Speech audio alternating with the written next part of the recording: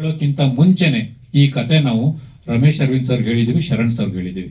ನಿಜವಾಗ್ಲೂ ನಿಮ್ಗೆಲ್ಲರಿಗೂ ಮನಸ್ಸು ಇದೆ, ಒಬ್ಬ ರೈಟ್ರಿಗೆ ಅನ್ಯಾಯ ಆಗ್ತಾ ಇದೆ, ಒಬ್ಬ ರೈಟ್ರಿಗೆ ಅನ್ಯಾಯ ಆಗಬಾರ್ದು ಅಂತ ನೀವೇನಾದ್ರೂ ಇದ್ರೆ ದಯವಿಟ್ಟು ರಮೇಶ್ ಅರವಿಂದ್ ಸರ್ನ ಮತ್ತು ಶರಣ್ ಸರ್ನ ಓಪನ್ ಆಗಿ ಮಾತಾಡಕ್ಕೆ ಹೇಳಿ. ನಮ್ಮ ಡೈಲಾಗ್ ರೈಟರ್ ರಘು ನಿಡ್ವಳ್ಳಿ ಇದ್ದಾರೆ. ಇದನ್ನು ಆಗ್ಬಾರ್ದು ಅನ್ಯಾಯ, ಇದು ಚಾಲೆಂಜ್ ಮಾಡ್ತೀನಿ, ಇದು ಓಪನ್ ಚಾಲೆಂಜ್ ಮಾಡ್ತೀನಿ. ಡಾರ್ಲಿಂಗ್ ಕೃಷ್ಣ ಅವ್ರಿಗೆ ಇದು ಓಪನ್ ಚಾಲೆಂಜ್ ಮಾಡ್ತೀನಿ. ನಾನು 2 ನಿಮಿಷದ ಕತೆ ಹೇಳಿದ್ದೀನ ಇಲ್ಲ ಇದರಿಂದ ಕದ್ದು ಕತೆ ಹೇಳಿದೀವ ಅಂತ ಇದು ಡಿಸೈಡ್ ಆಗ್ಬೇಕು. ಒರಿಜಿನಲ್ ಅವ್ರದ್ದು ಕತೆನ ನಮ್ಮ ಕತೆನ ಅಂತ ಇದು ಡಿಸೈಡ್ ಯಾಕೆಂದ್ರೆ ತುಂಬಾ ದೊಡ್ಡವರು Ramesh Aravind sir is very legendary actor and director. ನಾನು ಕರೆಯೋಕ್ಕಾಗಲ್ಲ. ಆದ್ರೆ ನಿಮ್ಗೆಲ್ಲರಿಗೂ ಮೀಡಿಯಾದ ಬದ್ಧತೆ ಇದೆ. ಇದು ಒಬ್ಬ ರೈಟರ್ಗೆ ನ್ಯಾಯ ಸಿಗಬೇಕು ಅಂತ ನಿಮ್ಗೆಲ್ರಿಗೂ ಏನಾದ್ರು ಇತ್ತು ಅಂತಂದ್ರೆ ನಾಳೆ ರಮೇಶ್ ಅರವಿಂದ್ ಸರ್ನು ಕೇಳಿ, ಆಮೇಲೆ ಶರಣ್ ಸರ್ನು ಕೇಳಿ, ಆಕಾಶ್ ಶ್ರೀವಾಸ್ ಅವ್ರನ್ನ ಕೇಳಿ, ಮಹಂತೇಶ್ ಹಂದ್ರಾಳ್ ಅಂತ ಇವಾಗ ಒಂದು ಸಿನಿಮಾ ಡೈರೆಕ್ಟ್ ಮಾಡ್ತಾರೆ, ಸ್ಪಾರ್ಕ್ ಅಂತ ಡೈರೆಕ್ಟ್ ಮಾಡ್ತಾ ಇದ್ದಾರೆ, ಅವ್ರು ಕೇಳಿ. ಇವ್ರಿಗೆಲ್ಲರಿಗೂ ಡಾರ್ಲಿಂಗ್ ಕೃಷ್ಣ ಅವ್ರಿಗೆ ಹೇಳೋಕ್ಕಿಂತ ಮುಂಚೆ ಹೋಗಿ ಕತೆ ಹೇಳಿದೀವಿ. ನಿಮ್ಗೆಲ್ಲರಿಗೂ ಬದ್ಧತೆ ಇದೆ, ನೀವೆಲ್ಲರೂ ನಿಲ್ಬೇಕು ಒಬ್ಬ ರೈಟರ್ ಪರವಾಗಿ ಅಂತಂದ್ರೆ ಬನ್ನಿ, ಇದನ್ನ ನಾವು ಹೋರಾಟ ಮಾಡೋಣ. ಇದು ಬಿಟ್ಬಿಟ್ಟು ಪರ್ಸನಲ್ ಆಗಿ ಗುರು ದೇಶಪಾಂಡೆ ಅವರು ಹಿಂಗಿದ್ರು, ಅವರು ಇದು ಬಿಟ್ಬಿಡಿ. ಪರ್ಸನಲ್ ವಿಷಯಗಳನ್ನ ಬಿಟ್ಟು ಒಬ್ಬ ರೈಟ್ರು ಒಂದು ಸಿನಿಮಾ ಅಂತ ಹೋರಾಟ ಮಾಡೋದಾದ್ರೆ ದಯವಿಟ್ಟು ನೀವೆಲ್ಲರೂ ಕೈ ಜೋಡಿಸಿ. ಅದನ್ನ ಬಿಟ್ಬಿಟ್ಟು ಗುರು ದೇಶಪಾಂಡೆಗೆ ಹಿಂಗ್ ಫ್ಲಾಶ್ ಬ್ಯಾಕ್ ಇದೆ, ಗುರು ದೇಶಪಾಂಡೆ ಜೊತೆ ಹಿಂಗ್ ಸೇರಕ್ಕಾಗತ್ತೆ, ಈ ತರ ನಾಟಕಗಳೆಲ್ಲ ಮಾಡಬೇಡಿ. ಈ ತರ ನಾಟಕ ನಾನ್ ಮಾಡಕ್ ಸ್ಟಾರ್ಟ್ ಮಾಡಿದ್ರೆ ನಾನು ಬೇಜಾನ್ ನಾಟಕ ಮಾಡಕ್ ಸ್ಟಾರ್ಟ್ ಮಾಡ್ಬೋದು. ಇದು ಬೇಡ ನನಗೆ. ನಾನು ಮಾಡಿದ್ದೀನಿ, ತುಂಬಾ ಏನು ತಪ್ಪುಗಳನ್ನ ಮಾಡಿದ್ದೀನಿ. ನಾನು ಇವತ್ತು ಮೀಡಿಯಾ ಎಲ್ಲರ ಮುಂದೆ ಹೇಳ್ತೀನಿ, ಈ ಮೂಲಕ ನಾನು ಅಜಯ್ ರಾವ್ ಅವರಿಗೆ ದಯವಿಟ್ಟು ಸಾರಿ ಹೇಳ್ತೀನಿ. ಅವತ್ತು ನಾನು ಕೆಲವು ಮಾತಾಡಬಾರ್ದಾಗಿತ್ತು, ಕೆಲವು ಪದಗಳು ಅವ್ರು ಮಾಡಿದ ತಪ್ಪೇ ಇದೆ, ಆದರೆ ನಾನು ಕೆಲವು ಪದಗಳನ್ನು ಬಳಸಬಾರ್ದಾಗಿತ್ತು. ಆದರೆ ಕೆಲವು ಪದಗಳನ್ನು ನಾನು ಬಳಸಿದ್ದೀನಿ. ನಿಜವಾಗ್ಲೂ ಅವರಿಗೆ ಅವತ್ತಿನ ದಿನದ ಸಾರಿ. ಆ್ಯಕ್ಚುಲಿ ಅಂದರೆ ಅವತ್ತು ನನಗೆ ಅಷ್ಟು ಮೆಚುರಿಟಿ ಇರಲಿಲ್ವಾ, ಇಲ್ಲ ಅವತ್ತು ನನಗೆ ಇದು ಇತ್ತ ಗೊತ್ತಿಲ್ಲ. ಆದರೆ ದಯವಿಟ್ಟು ಅಜಯ್ ಅವರು ಇದನ್ನು ನೋಡಿದ್ರೆ ದಯವಿಟ್ಟು ನನಗೆ ಕ್ಷಮಿಸಿ. ಆದರೆ ಬಿಕಾಸ್ ಯಾಕಂದ್ರೆ ಆ ತಪ್ಪೇ, ಅವತ್ತು ಅವ್ರು ಮಾಡಿದ್ದು ತಪ್ಪು. ಆದರೆ ಆ ಕೆಲವು ಪದ ಬಳಕೆಗಳನ್ನು ನಾನು ಮಾಡಬಾರ್ದಾಗಿತ್ತು, ಮಾಡಿದ್ದೆ. ಮನುಷ್ಯ ಹೋಗ್ತಾ ಹೋಗ್ತಾ ಹೋಗ್ತಾ ಮೆಚುರಿಟಿ ಕಲಿತಾ ಹೋಗ್ಬೇಕು ಹೊರತು ಅವನು ಕೆಳಗಡೆ ಇಳಿತಾ ಹೋಗ್ಬಾರ್ದು. ಸಕ್ಸಸ್ ಫೇಲ್ಯೂರ್ ನಾನು ಆ ಕಾಲದಲ್ಲಿ 2013 ಪೀಕ್ ಸಕ್ಸಸ್ ನೋಡ್ಬಿಟ್ಟಿದೀವಿ. ಸಕ್ಸಸ್ ನೋಡದೆ ಏನು ಇಲ್ಲಿ ಬಂದು ಕೂತ್ಕೊಂಡಿಲ್ಲ, ನಾವೇನು ಮಾಡಿಲ್ಲ. ಆದರೆ ಮನುಷ್ಯ ಮೆಚೂರ್ಡ್ ಆಗ್ತಾ ಹೋಗ್ಬೇಕು. ಅದನ್ನ ಬಿಟ್ಬಿಟ್ಟು ಪರ್ಸನಲ್ ಟಾರ್ಗೆಟ್ ಮಾಡಿ ಅವನ ಫ್ರೆಂಡು ಮನೆ ಕರೀತಾರ, ಈ ಥರದನ್ನೆಲ್ಲ ನಾಟಕ ಮಾಡಬೇಡಿ. ಡಾರ್ಲಿಂಗ್ ಕೃಷ್ಣ ಅವರು ಇವತ್ತು ಹೇಳ್ತಾ ಇದ್ದೀನಿ, ನೀವು ನನ್ನ ಫ್ರೆಂಡೇ. ಯಾಕಂದ್ರೆ 2013 ನಿಮ್ಮ ಜೊತೆಗೆ ಒಂದು ರಿಲೇಶನ್ಶಿಪ್ ಇದೆ ನನಗೆ. 2013 2020 ನೀವು ನನ್ನ ಹತ್ರ ದಿನಕ್ಕೆ 1 hour 1.5 hour ಮಾತಾಡದೆ ಮಲಗ್ತಾ ಇರಲಿಲ್ಲ ನೀವು. ಅದಾದ್ಮೇಲೆ ನಿಮ್ಗೆ ಸಕ್ಸಸ್ ಬಂತು, ನೀವು ಚೇಂಜ್ ಆದ್ರೆ ನಾವು ಬೇಕಾದಾಗ ನಿಮ್ಮನ್ನು ಮೀಟ್ ಮಾಡ್ತಾ ಇದೀವಿ. ನಾವು ನಿಮಗೆ ಸಾಕಷ್ಟು ಕಥೆಗಳನ್ನು ಹೇಳಿದೀವಿ. ಅದೇನೋ ಒಟ್ಟಾಗಿ ಕೆಲಸ ಮಾಡೋಕ್ಕಾಗಿಲ್ಲ. ಆದರೆ ನೀವು ಫ್ರೆಂಡ್ ಅಲ್ಲ ಆದರೆ ನೀವು ನನ್ನ ಫ್ರೆಂಡೇ. ಆದರೆ ಸಕ್ಸಸ್ ಬಂದಿದೆ ಅಂತ ಅಂದ ತಕ್ಷಣನೇ, ಇಲ್ಲ ಫೇಲ್ಯೂರ್ ಬಂತ ಅಂದ ತಕ್ಷಣ ಒಬ್ಬನ ಫ್ರೆಂಡ್ನ ಬಿಡೋಷ್ಟು ನಾನು ಮನುಷ್ಯತ್ವ ಕಳ್ಕೊಂಡಿಲ್ಲ ಇನ್ನೂವರೆಗೂ. 27th ಚೇಂಬರ್ ಅಲ್ಲಿ ಕರೆದಿದ್ದಾರೆ. ಚೇಂಬರು ದೊಡ್ಡದು ನಮಗೆ, ಯಾಕಂದ್ರೆ ನಮ್ಮ ಮದರ್ ಇದು ನಾವು ರೆಸ್ಪೆಕ್ಟ್ ಮಾಡ್ತೀವಿ. ಅವರು ಅಲ್ಲಿ ಯಾರು ಅಧ್ಯಕ್ಷ ಕೂತ್ಕೊಂಡಿದ್ದಾರೆ ಅವ್ರಿಗೆ ನಾವು ರೆಸ್ಪೆಕ್ಟ್ ಮಾಡ್ತೀವಿ. ಅಲ್ಲಿ ಬರಲಿ. ಇಲ್ಲ ಲೀಗಲ್ ಆಗಿ ಫೈಟ್ ಮಾಡ್ತೀವಿ ಅಂದ್ರೆ ಲೀಗಲ್ ಆಗಿ ಫೈಟ್ ಮಾಡಕ್ ನಾನು ಹೋದ್ರೆ ಮುಗ್ದೇ ಹೋಗ್ಬಿಡುತ್ತೆ. ಒಂದೇ ಒಂದು ಟಾಪಿಕ್ ಹೇಳ್ತೀನಿ ನಿಮಗೆ, ಬೇಡ ಬಿಡಿ ಇವಾಗ ನಿಮ್ಗೆಲ್ಲರಿಗೆ ಹೇಳಿ ಸರ್. ಆಮೇಲೆ ಅದು ಗೂಗಲ್ ಕತೆ ಅಂತ ಒಂದು 10-20 ಸಲ ಅವ್ರು ಹೇಳಿದ್ದಾರೆ. ನಾನೀಗ ಗೂಗಲ್ ಕತೆ ಲಿಫ್ಟ್ ಮಾಡಿ ನಾನೀಗ ಅವರಿಗೆ ಕತೆ ಮಾಡೋದು, ನಾನು ಹೀರೋಗೆ ಅದನ್ನು ಯಾಕೆ ಹೇಳ್ತೀನಿ? ಈಗ ಒಂದು ಕತೆ ಹೇಳಿದ್ಮೇಲೆ 1.5 ಗಂಟೆ ಕತೆ ಹೇಳಿದ್ಮೇಲೆ ಸೊ ಲಿಫ್ಟ್ ಅಲ್ಲ, ಒಂದು ಸುಪ್ರೀಂ ಕೋರ್ಟ್ ಇನ್ಸಿಡೆಂಟ್ ಅದು ಎಲ್ಲರಿಗೂ ಗೂಗಲಲ್ಲಿ ಸಿಗುತ್ತೆ. ನಾವೀಗ 100 ಇನ್ಸಿಡೆಂಟ್ ಮೇಲೆ ಲೈಫಲ್ಲಿ ಕತೆ ಹುಟ್ಟೋದು ಯಾವುದೋ ಒಂದು ಘಟನೆಗಳ ಮೇಲೆ ಆಗುತ್ತೆ.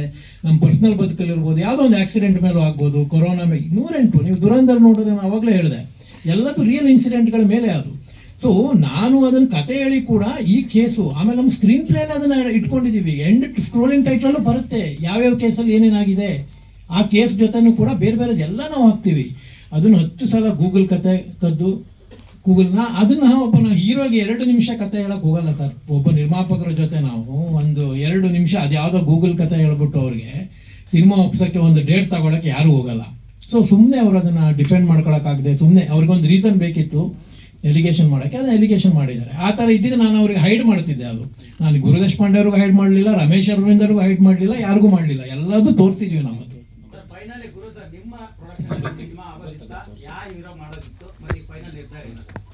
ಸರ್ ನಾವು ಈ ಕತೆ ರೆಡಿ ಆದ ತಕ್ಷಣ ಫಸ್ಟ್ ನಾವು ರಮೇಶ್ ಅರವಿಂದ್ ಸರ್ಗೆ ಹೋಗಿ ಹೇಳಿದ್ದು ಕತೆನ. ರಮೇಶ್ ಅರವಿಂದ್ ಸರ್ಗೆ ಹೋಗಿ ಕತೆ ಹೇಳಿ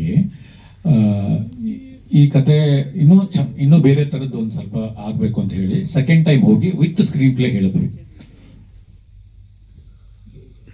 ಅದ್ರ ಮೇಲೆ ಇನ್ನೊಂದಿದೆ ಅಲ್ಲ, ವಿತ್ ಲಿಂಕ್ ಕಳಿಸ್ತಿರಲ್ಲ ನೀವು ನನಗೆ ಕಳಿಸಿದ್ದು.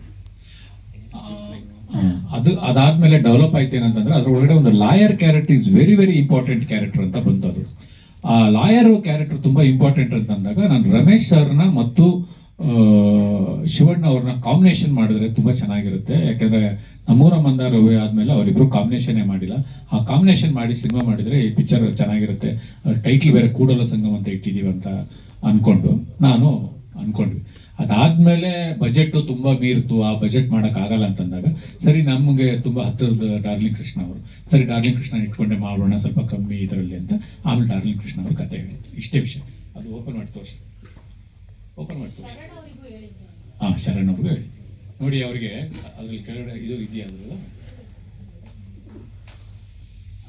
ಸರ್. ಈಗ ಅಲ್ಟಿಮೇಟ್ಲಿ ನೀವು ಚೇಂಬರ್ ಹೋದ್ರು ಕೂಡ ಇಲ್ಲಾದ್ರೂ ಕೂಡ ನೀವು ಒಂದೇ ಬೇಡಿಕೆ ಅವರು ಟೈಟ್ಲ್ ಕಾರ್ಡಲ್ಲಿ ಕೋಡ್ ಹೇಳ್ಕೊಂಡು ಹೆಸರು ಬೇಕಂತ ಕತೆ ನಾವು ಇನ್ಸ್ಪೈರ್ ಆಗಿದ್ದೀವಿ ಅವರಿಂದ ಅಂತ ಒಪ್ಕೊಂಡು ಒಬ್ಬ ರೈಟರ್ಗೆ ಬೆಲೆ ಕೊಡಿ.